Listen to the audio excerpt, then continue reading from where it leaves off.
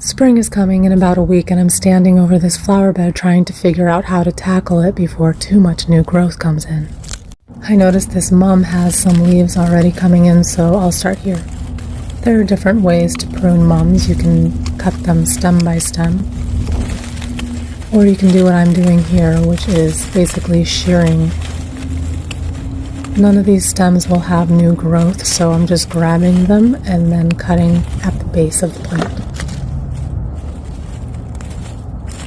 Here I'm just pulling up some stray grass. You can cut all the way down to the soil.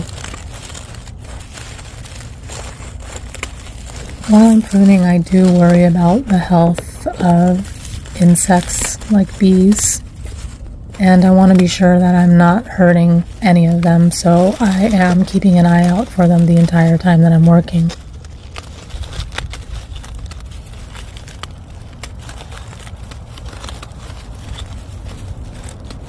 All of the cuttings will be going into a compost pile that's located nearby.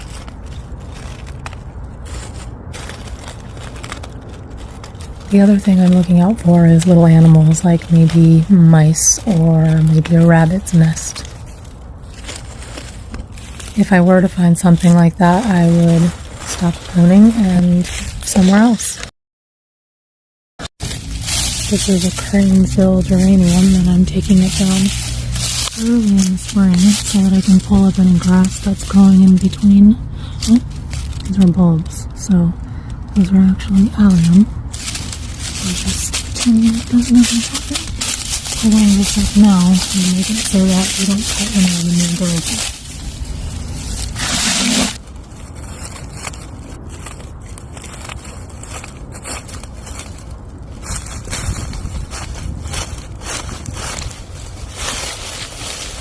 Great thing about doing this in early spring or late winter is that you can basically haphazardly cut because nothing has grown in yet.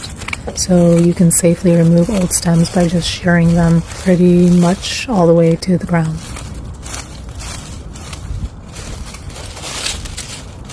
Earlier I mentioned how I watch out for little animals, and the reason why is because of experience.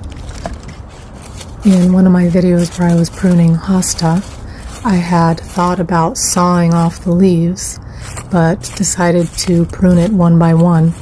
And thank goodness I was cutting the leaves one by one, because I ended up finding a frog in the center of the plant, which would have been hurt if I had done it the other way.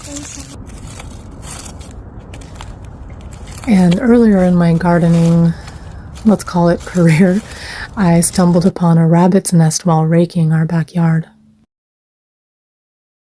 Right here we have some new growth. And that's it. Ready to go for the new year. Well, for spring. New growing season.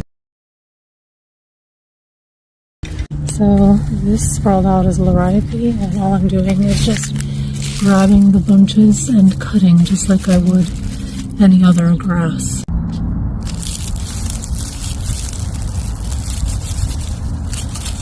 I would if my scissors were strong enough, sharp enough.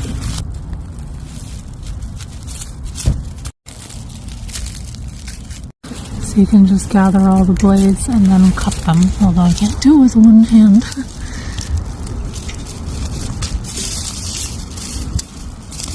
You can also pinch them away.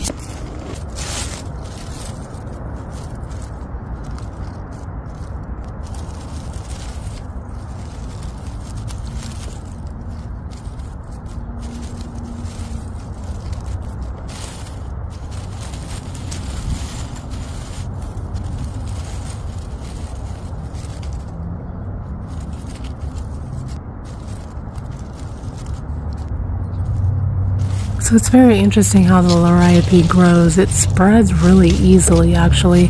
I only planted like 3 plants, I believe, and now we have, I'd say, probably about 15 or 20.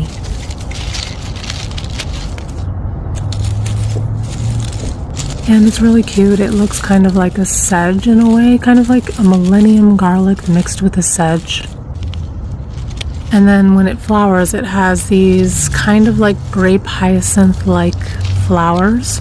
They start out as these little tiny purple balls, and then they open up, and then they have this little tiny yellow center, and then they end the growing season with these dark purple, almost eggplant colored, I'd say, seeds. And it's these seeds that readily seed themselves.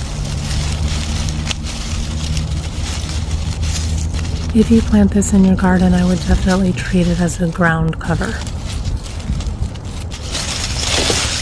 It may eventually take over and replace your need for mulch.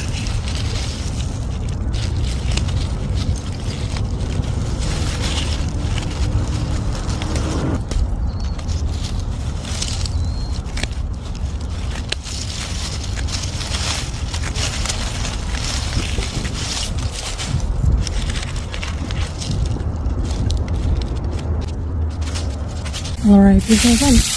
Just like mowing the lawn. It's okay to leave a little mound like this if you like, and any pieces that stay will just drown and become mulch. How cute are the Liriope flowers? Also, I have to say, Liriope is a pretty cute word to say. This is an Echinacea, and it's pretty easy to take down. You can see birds got to this seed pod, but you're just going to cut down all those stems all the way at the bottom. New growth will come from the soil.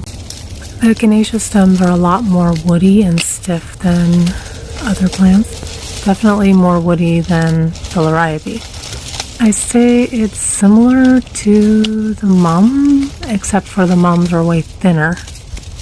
These feel a bit more splintery.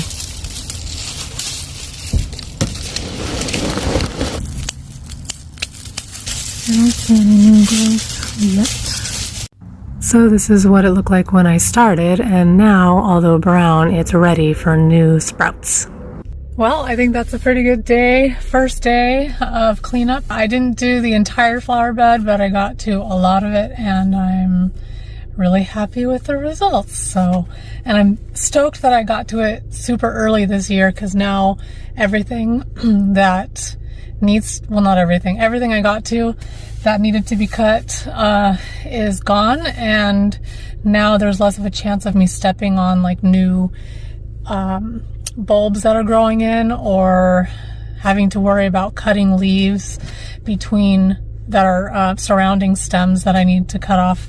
Anyway, everything that I cut off today is not going to produce any more new growth, and so it all needs to be removed. Spring is coming, and my hands are nasty.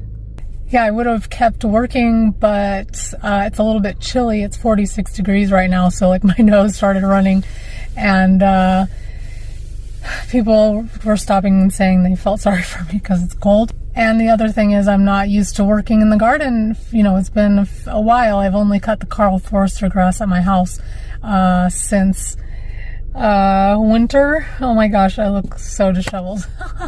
It's a little breezy too, but anyway, good first day.